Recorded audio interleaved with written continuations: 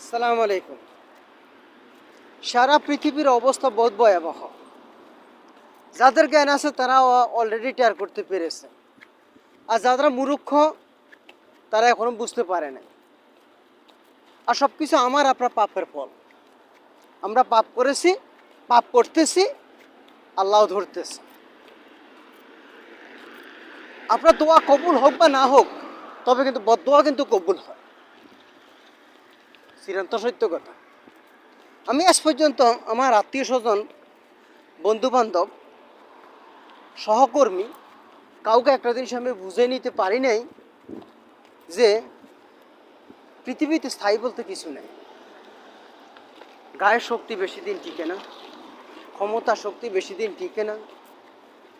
একটা গান আমাকে খুব ভালো লাগছিল, গানটা হলো, কেউ তো জানে না কখন যে কার কি হয়।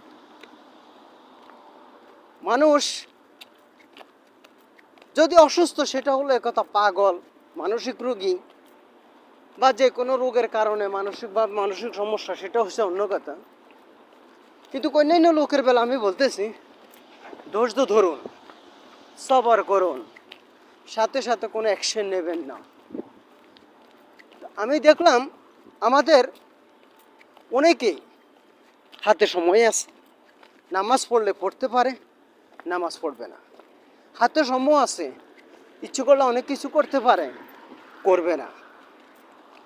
নামাজের সময় ফিল্ম দেখতেছে, ফেসবুক করতেছে, মোবাইলে অন্য জায়গায় কথা বলতেছে। এরপর যখন কোনো বিপদ হয় তখন বলে আমার ভাগ্য খারাপ। কিসের ভাগ্য খারাপ?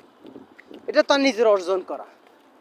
আমার টাকা দিয়ে আমি এখন পরোটা ভাজি কিনে আনছি, এটা আমার টাকা দিয়ে আমি কিনে আনছি।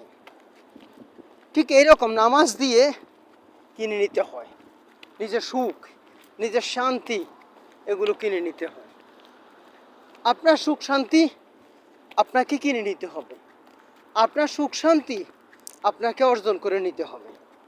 সেটা নামাজের মাধ্যমে হোক, আপনি যে ধর্মের হন, সেটা কোনো দোষের কিছু নয়। আমি বলতেছি না যে যারা আমার ভিডিওটা দেখতেছেন সবাই 100% মুসলিম হতে হবে, শতকরা 100 ভাগ, আমি সেটা বলতেছি না। আমি একটা দিনে অনেক বড় বড় আলেমদের বায়ান আমি শুনছিলাম, যখন মানুষ মানুষের প্রতি জুলুম করে তখন আল্লাহর আরশ আজিম এটা সহ্য করতে পারে না। জুলুমের বিচার আল্লাহ এমনভাবে করে মাঝখানে কিছুই থাকে না। কথাটা দুঃখের সাথে আজকে বলতেছি।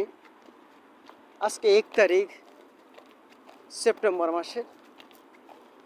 আমার সাথে এখানে কিছু কাজ করে, আমরা বাংলাদেশি, শ্রীলঙ্কা, ইন্ডিয়া, ইয়েমেন, আমরা তো অনেক দেশের লোক এখানে কাজ করি। তা আমি একটা জিনিস আমি ভালো করে ফলো করে দেখলাম যে দল দল বানানো, দেখা গেছে যে এক দেশে 3-4টা থাকলে এরা নিজেকে অনেক শক্তিশালী মনে করে, আর তখন আরেকজনের সাথে মারামারি করতে কখনো দ্বিধাবোধ করে না। কিন্তু আল্লাহর ধরা বড় ধরা, আল্লাহর ধরা বড় ধরা। যাক, আমি যে কথাটা বলতেছি, কখনো জুলুম করবেন না। জুলুম আল্লাহর আরশে আজিম সহ্য করতে পারে না। যদি না দিতে পারেন, ক্ষমা করে দেন। দেখা গেলে একটা লোক আপনার কাছে টাকা পাওনা আছে, নাই, আপনার সবাই সম্বল নাই দেওয়ার মতন, তার কাছে ক্ষমা চেয়ে নিন। জুলুম করবেন না, জুলুম আল্লাহ সহ্য করতে পারে না। ভুল করছেন, ক্ষমা চেয়ে নিন, হ্যাঁ আমি ভুল করেছি। ভুল হতে পারে, মানুষ মাত্র ভুল হতে পারে।